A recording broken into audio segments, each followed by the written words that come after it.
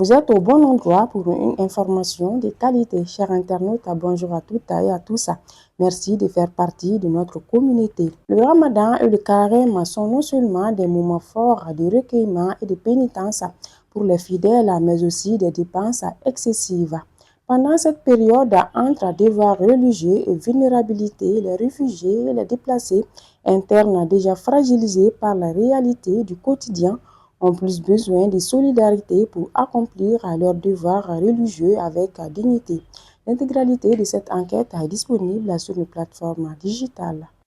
Le ministre des Maliens établi à l'extérieur et de l'intégration africaine, Moussa Attaher, a lancé hier dans un hôtel de Bamako les consultations nationales pour la production du rapport du Mali sur la mise en œuvre du pacte mondial pour des migrations sûres, ordonnées et régulières.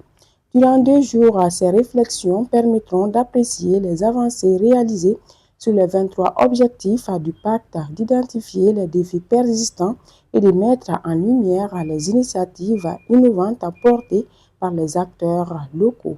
Le Premier ministre, le général de division Abdoulaye Mega, a reçu le 2 mars 2026 l'ambassadrice des États-Unis au Mali, Ratna Koronen, venue lui notifier la levée des sanctions contre des militaires maliens.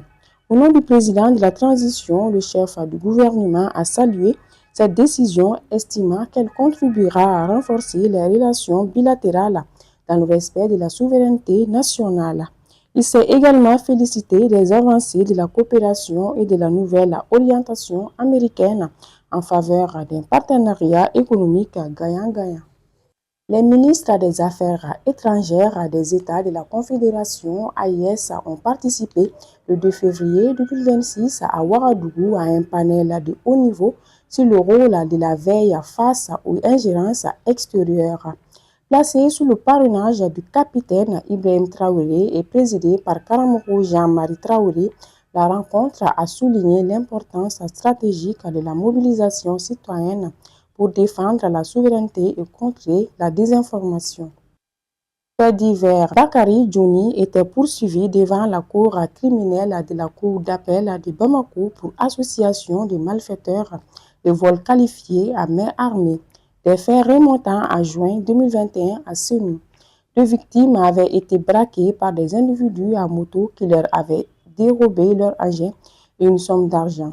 Interpellé plus tard et présenté comme suspect, Johnny a comparu seul, son présumé complice étant introuvable. Le doute ayant profité à l'accusé, la Cour a prononcé son acquittement pour l'insuffisance des preuves et il a été remis en liberté.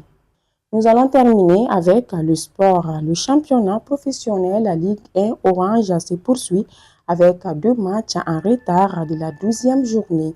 AS Real Djoliba AC au stade Mamadou Kounaté et Binga FC stade malien au stade Wenzen Koulibaly. Le choc entre l'AS Real, premier 27 points, et le Djoliba AC, deuxième à 26 points, est décisif pour le fauteuil des leaders. Une victoire est impérative pour les Rouges afin de prendre la tête. Et c'est ce qui met fin à cette revue. Merci de l'avoir suivi. Pour ne rien rater, continuez à nous suivre sur les www.lessoirs.ml ainsi que sur toutes nos plateformes digitales. À la prochaine.